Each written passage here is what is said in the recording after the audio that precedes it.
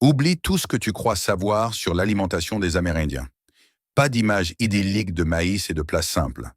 La réalité était rude, impitoyable et souvent inimaginable. Imagine-toi seul dans la nature, sans aide, obligé de manger tout ce qui te maintient en vie. C'est exactement ce que faisaient ces peuples.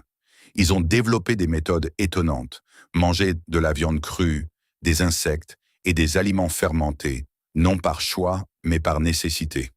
Mais derrière chacun de ces plats se cache savoir, courage et instinct de survie. Certains d'entre eux te choqueront, d'autres te fascineront. Et la plupart, tu ne les as jamais vus de cette façon. 1. Viande crue et organes des Inuits. Imagine un monde où le feu est un luxe et où chaque mauvaise décision peut te coûter la vie. C'est précisément dans cette réalité que vivaient les Inuits dans le Grand Nord. Avec des températures bien en dessous de zéro, cuisiner était souvent non seulement difficile, mais dangereux. C'est pourquoi ils mangeaient de la viande et des organes de phoque ou de caribou cru, souvent encore chauds, directement après la chasse. Ce qui nous semble inimaginable était en réalité une stratégie de survie ingénieuse. Le foie cru, en particulier, fournissait de la vitamine C essentielle et protégeait du scorbut, une maladie dont sont morts de nombreux marins européens. Alors que d'autres mouraient-ils de faim ou de froid, les Inuits savaient exactement ce dont leur corps avait besoin. Mais le risque était toujours présent. Les parasites étaient en voie réelle. Malgré cela, le choix était clair. Soit accepter cette nourriture, soit mourir dans le froid. Pour eux, il ne s'agissait pas de dégoût, mais de pure survie, marquée par l'expérience, le courage et une profonde compréhension de la nature. 2. Viande d'alligator des Séminoles. Imagine-toi, c'est le cœur de la nuit, l'air est lourd et humide, l'eau est calme, mais pleine de dangers invisibles. C'est précisément ici, dans les marais sombres de Floride, que les Séminoles chassaient l'un des animaux les plus dangereux de leur environnement, l'alligator. Équipés uniquement de torches, ils entrèrent dans l'eau, sachant qu'une seule erreur pouvait être fatale. La lumière attirait les alligators directement sur eux.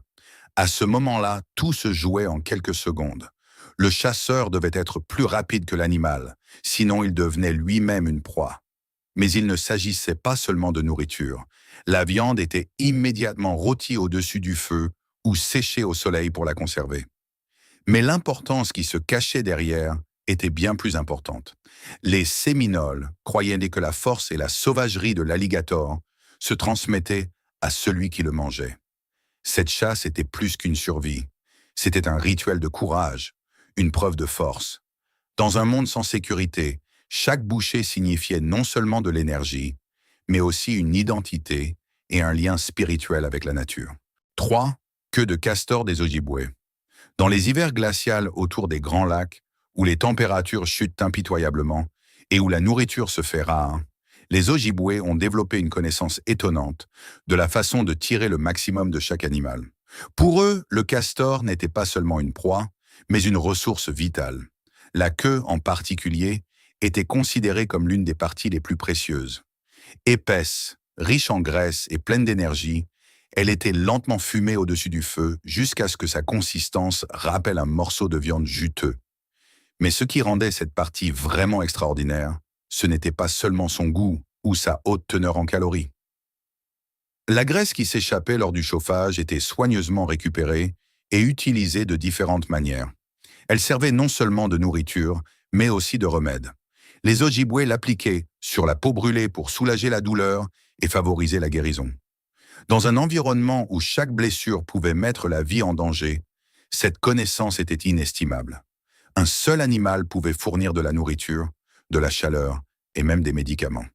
Pour les Ojibwés, ce n'était pas un hasard, mais le résultat de générations d'expérience. Rien n'était gaspillé, tout avait son utilité, et c'est précisément cette compréhension qui a fait la différence entre la survie et la disparition dans l'une des régions les plus rudes d'Amérique du Nord. 4. Cerveau d'ours des Lakota. Imagine-toi face à l'un des animaux les plus puissants d'Amérique du Nord. Un ours n'est pas seulement fort, mais aussi imprévisible, rapide et mortel. Pour les Lakota, la chasse à cet animal était bien plus qu'une simple recherche de nourriture. C'était un acte de courage, d'honneur et de profond respect. Lorsqu'un guerrier réussissait à tuer un ours, un rituel commençait ensuite, difficile à comprendre pour les étrangers. Avant même que la viande ne soit complètement transformée, la communauté se rassemblait. Chaque partie de l'animal avait sa signification, mais une partie se distinguait particulièrement, le cerveau. Il était souvent consommé cru, parfois encore chaud. Pour nous, cela semble troublant, mais pour les Lakota, c'était un acte conscient. Ils croyaient que l'intelligence, la force et l'esprit de l'ours se transmettaient à celui qui mangeait cet organe. Il ne s'agissait pas de goût, mais de connexion. Dans leur monde, l'homme n'était pas un maître de la nature, mais une partie de celle-ci. En mangeant le cerveau de l'ours, ils honoraient l'animal tout en s'appropriant une partie de sa force. Ce rituel ne déterminait pas seulement la hiérarchie au sein du groupe, mais montrait aussi à quel point la survie, la spiritualité et le respect étaient étroitement liés. 5. Tête de saumon fermentée des Yupik. Imaginez un monde où l'hiver dure des mois, où la terre est gelée et où la nourriture fraîche est pratiquement inexistante. C'est précisément dans cet environnement extrême que vivaient les Yupik en Alaska.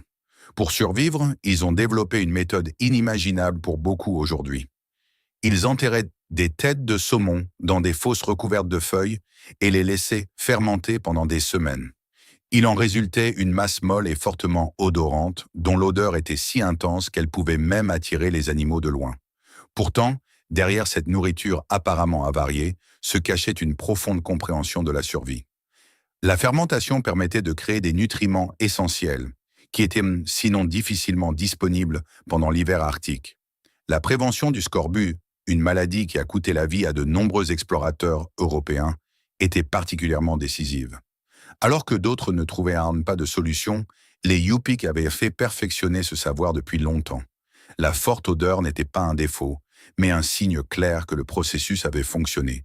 Chaque bouchée était la preuve que l'adaptation et l'expérience peuvent être plus fortes que les conditions les plus difficiles de la nature. Suffered 6. Soupe de maïs au sang des Hopis.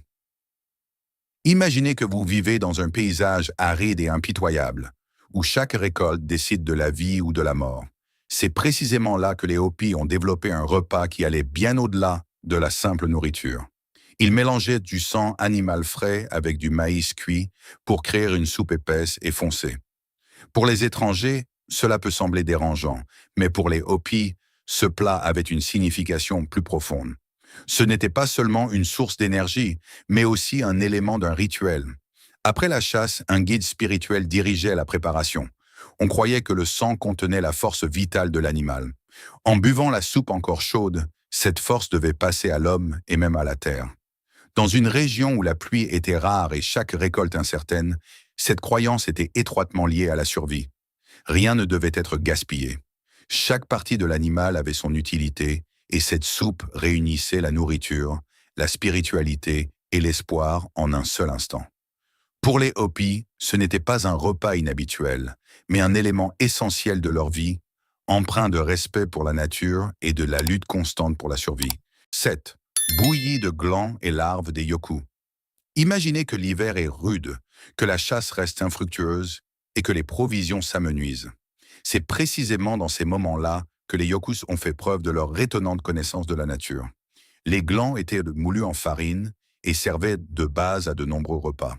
Mais lorsque ces glands commençaient à se gâter et attirer les larves, rien n'était jeté. Au lieu de cela, ils ramassaient les larves et les faisaient cuire avec la farine de gland pour obtenir une bouillie nutritive. Ce qui nous semble inimaginable était pour eux une décision vitale pour leur survie. Les larves fournissaient des protéines supplémentaires et transformaient un plat simple en une précieuse source d'énergie. Ce savoir était transmis de génération en génération, souvent par les femmes les plus âgées de la tribu, qui savaient exactement quelles larves étaient sûres et comment les préparer correctement. Mais cela allait encore plus loin. Dans certains cas, les larves étaient même avalées vivantes, car on pensait qu'elles pouvaient guérir les maux internes.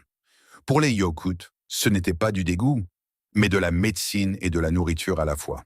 C'était un parfait exemple de la façon dont rien n'était gaspillé et dont, même dans les moments les plus difficiles, chaque ressource était utilisée pour survivre. 8. Les fourmis comme nourriture et analgésique. Imaginez que vous êtes dans la chaleur étouffante du désert, épuisé, sans provision et loin de toute aide. C'est précisément là que certaines tribus ont trouvé une solution à laquelle personne ne s'attendrait aujourd'hui, les fourmis. Elles étaient ramassées, grillées sur des pierres chaudes ou cuisinées en un bouillon fortifiant. Ce qui nous paraît petit et insignifiant était en réalité une source concentrée de nutriments et d'énergie. Mais le plus surprenant était leur deuxième fonction. Si quelqu'un souffrait de fortes douleurs et qu'aucune autre aide n'était disponible, les fourmis étaient mâchées vivantes. Leurs piqûres libéraient de l'acide formique qui agissait comme un anesthésique naturel dans la bouche. Ce n'était pas une expérience agréable, mais dans un monde sans médicaments, cela pouvait faire toute la différence. Pour ces personnes, ce n'était pas un comportement inhabituel, mais un exemple d'adaptation et de volonté de survivre. Même les plus petites créatures sont devenues un avantage décisif dans un environnement qui ne tolérait aucune faiblesse. 9. Punaises puantes des Miwoks. Imaginez que la nourriture se fasse rare, que la chasse ne rapporte plus rien et que chaque source d'énergie compte. Les Miwoks ont trouvé une solution à peine imaginable pour beaucoup. Ils ont ramassé des milliers de punaises puantes, des insectes connus pour leur odeur extrêmement désagréable. Elles étaient chauffées sur des pierres chaudes, ce qui faisait disparaître les substances malodorantes et transformait les punaises en une nourriture croustillante et riche en protéines. Mais il ne s'agissait pas seulement de survivre. De jeunes guerriers avalaient même certains de ces insectes vivants avant le combat. Ils croyaient que les substances de défense des punaises passeraient dans leur corps et les rendraient répulsifs pour l'adversaire. C'était un mélange de stratégie, de croyances et d'adaptation à des conditions extrêmes. En période de sécheresse, lorsque les animaux disparaissaient et que les plantes se desséchaient, ces insectes devenaient le dernier recours. Pour les Miwoks, il ne s'agissait pas de dégoût, mais de la preuve que même la chose la plus insignifiante peut devenir l'arme la plus puissante si l'on comprend comment l'utiliser. 10. Larves de mesquites des tribus du désert. Imaginez-vous dans un désert sans fin. Le soleil brûle sans pitié et la nourriture semble inexistante. C'est pourtant précisément ici que certaines tribus ont trouvé une source de survie surprenante. Les larves à l'intérieur des arbres de mesquite. Ils creusaient prudemment dans les troncs, sortaient les larves et les faisaient griller directement sur les braises ou les réduisaient en une poudre riche en nutriments. Ce qui est inimaginable pour beaucoup était pour eux une source d'énergie fiable. Ces larves fournissaient des protéines importantes et pouvaient même être consommées crues en grande quantité si la situation l'exigeait. Alors que d'autres désespéraient dans cet environnement, ces hommes avaient depuis longtemps appris à exploiter même les ressources les plus cachées. Ce n'était pas un signe de désespoir, mais de savoir. Des générations avaient perfectionné ces techniques jusqu'à ce qu'elles soient parfaitement adaptées à la dureté du désert. Chaque larve était synonyme de survie, d'adaptation et de capacité à trouver une solution même dans l'environnement le plus hostile. Ce qui nous choque aujourd'hui n'était pour eux que pure survie. Derrière chacun de ces plats se cachent des connaissances, de l'expérience et une adaptation à des conditions extrêmes. Ces hommes utilisaient tout ce que la nature leur offrait et transformaient même l'inimaginable en une chance de vivre. Au final, cela nous montre une vérité claire. Ce n'est pas la nourriture qui est impressionnante, mais la capacité de l'homme à s'adapter à chaque situation et à y survivre.